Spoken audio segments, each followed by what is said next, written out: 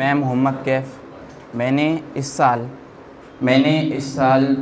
720 में से 640 मार्क्स हासिल किए अल्हम्दुलिल्लाह।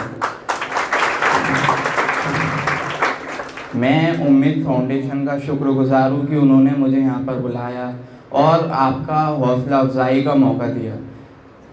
सबसे मेरा आज का टॉपिक यही है कि हाउ टू क्रैक नीट को कैसे क्रैक करें।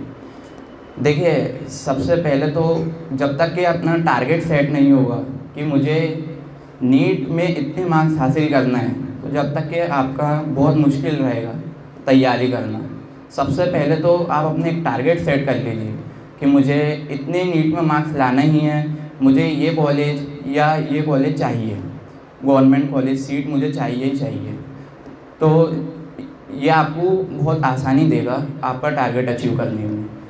फिर ये इसके अलावा, टारगेट के अलावा दूसरे जो भी काम हैं आपको सब छोड़ देना है, उन सब की कुर्बानी दे देना है। जैसे मोबाइल चलाना हो गया, दोस्तों के साथ बातचीत हो गई, या दूसरे काम जिनमें आपका टाइम वेस्ट होता है। तो सबसे पहले तो आपको ये काम करना है कि बस नीट की तैयारी ही करना है।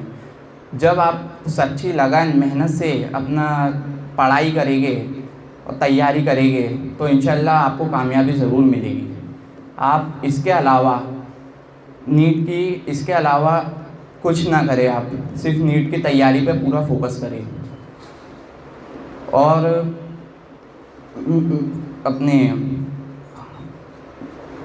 टाइम मैनेजमेंट की बात जैसे मैं कर लेता हूँ कि टाइम को मैनेज कैसे करें, मेरा क्या रूटीन था। तो देखिए, आप सबसे पहले मेरा तो ये रूटीन था कि मेरी 2 बजे से 8 बजे तक की मेरी कोचिंग रहती थी, तो मैं वहाँ पे कोचिंग करता था। मैं सबसे पहले तो फजर के टाइम पे उठता था, अपने 3 घंटे में रोज़ कोशिश करता था कि मैं अपनी पढ़ाई को दूँ। 3 घंटे मिनिमम तो देने ही चाहिए, और मैं 3 घंटे रोज़ देता था। फिर थोड़ा रेस्ट ले लेता था और अपने जो दूसरे वगैरह काम थे फिर मैं वो करता था। और मैं आपको भी यही रिकमेंड करूँगा कि आप 24 घंटे पढ़ाई करने का ना सोचिए कि मैं 24 घंटे पढूँ। देखिए, इससे आप सिर्फ 2 या 3 दिन कर पाएंगे, पर आप लगातार, क्योंकि नीट में बहुत टाइम रहता है, आप अगर 1 साल की भी प्रिपरेशन कर रहे तो अच्छा खासा टाइम रहता है। आप मतलब रोज़ ऐसा नहीं कर पाएंगे। रोज़ का आप डेली रूटीन सेट करें कि कितने घंटे पढ़ाई करना है। मैं रोज़ आपको रिकमेंड करूँगा कि आप बस 3 घंटे पढ़ाई करें और बाकी जो आपके वगैरह दूसरे काम हैं वो करें। आप उस 3 घंटे में आप अपने तीनों सब्जेक्ट देख सकते हैं, 1-1 घंटे फिज़िक्स, केमिस्ट्री, बायो।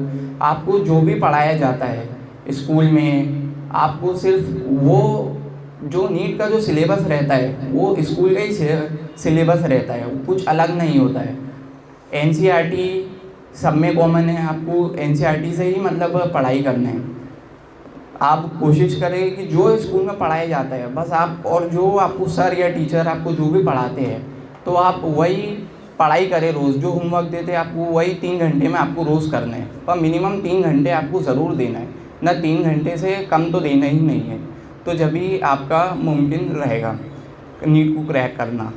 फिर आपका जब ये रूटीन बन जाता है तो ये बहुत हेल्प करते हैं। सबसे इम्पोर्टेंट रहता है कि आप रोज़ टाइम दें नीट को, अपनी नीट की प्रिपरेशन को आप रोज़ टाइम दें।